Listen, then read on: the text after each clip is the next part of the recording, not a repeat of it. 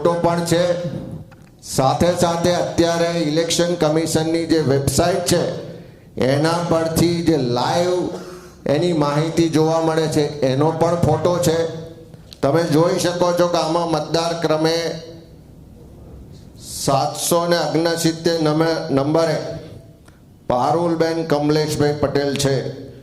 એ જ 770 નંબરે પારુલબેન કમલેશભાઈ પટેલનું સંપૂર્ણ બધી જ માહિતી સાથે એક સમાન જોઈ શકાય છે. આ એક દાખલો જેવો બીજો દાખલો જોવા જઈએ તો અહીંયા મારી પાસે ભાગ નંબર 3 છે.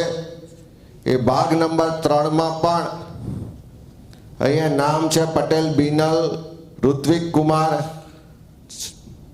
અનુક્રમ નંબર 644 ને 645.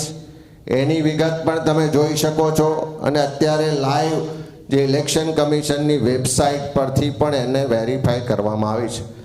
આ મારી પાસે બધી જ યાદીઓમાં એના પુરાવા છે જે 2,40,000 મતદારોની ચકાસણી કરી. એ પૈકી આ બધા જ પુરાવામાં આવા અનેક હજારોની સંખ્યામાં આપણે જોઈ શકીએ. આ પહેલા નંબરની પદ્ધતિ હતી.